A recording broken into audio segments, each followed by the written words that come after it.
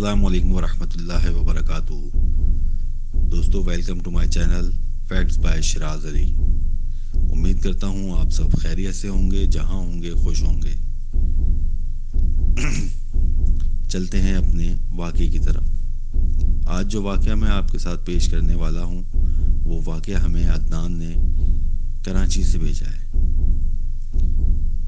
عدنان کہتے ہیں یہ آج سے تقریباً 30 سال پرانا واقعہ ہے جو میرے ساتھ پیش آیا تھا.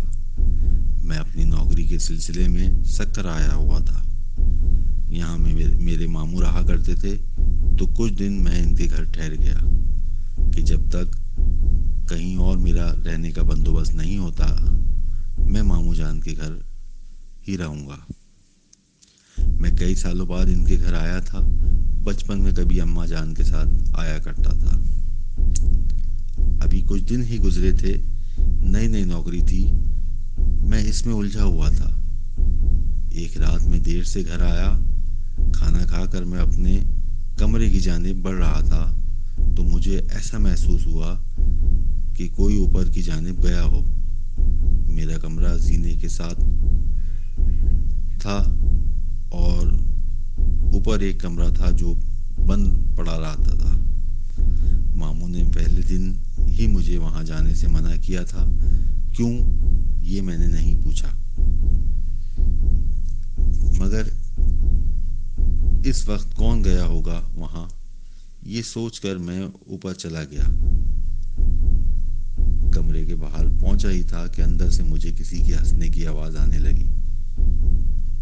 دل بری طرح دھڑکا, لیکن فطری تجسس کے باعث میں دروازہ کھول کر اندر چلا گیا. اندر کوئی بھی نہیں تھا. میں نے نظر گھما کر چاروں جانب دیکھا. کمرہ عرصہ دراز سے بند ہونے کی وجہ سے گرد آلود ہو رہا تھا.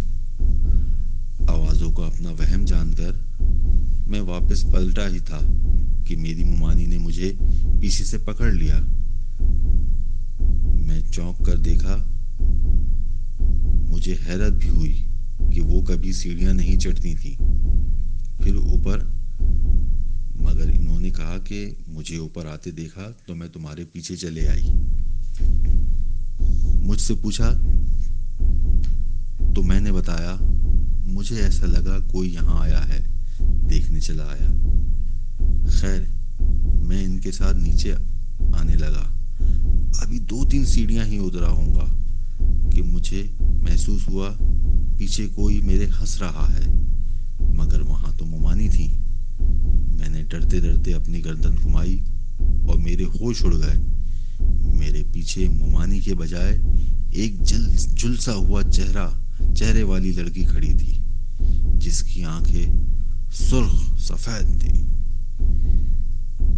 خوف سے میں سیڑھیوں سے نیچے گر گیا. وہ آہستہ آہستہ میرے پاس آ رہی تھی. میری آواز جیسے حلق میں رک سی گئی ہو.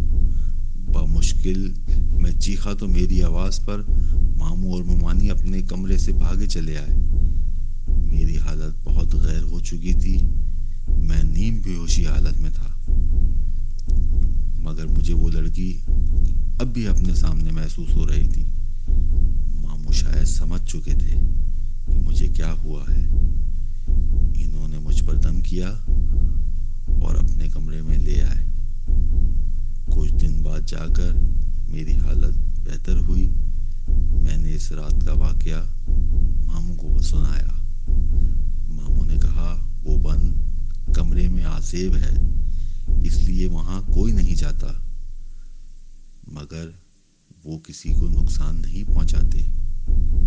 تم نے شاید وہ دروازہ کھولا اور تم اندر گئے, اس لیے تمہارے ساتھ یہ واقعہ پیش آیا. اس کے بعد میں جتنے دن بھی وہاں رہا میں نے اس کمرے کی طرف پلٹ کر بھی نہیں دیکھا. تو دوستو, جہاں عیب ہوتی ہے, جن بھوت کا ضائع ہوتا ہے, ہمیں ان جگہوں سے دور رہنا چاہیے.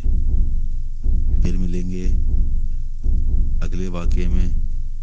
اپنا بہت خیال رکھیے گا. مجھے اجازت دیں. اللہ حافظ.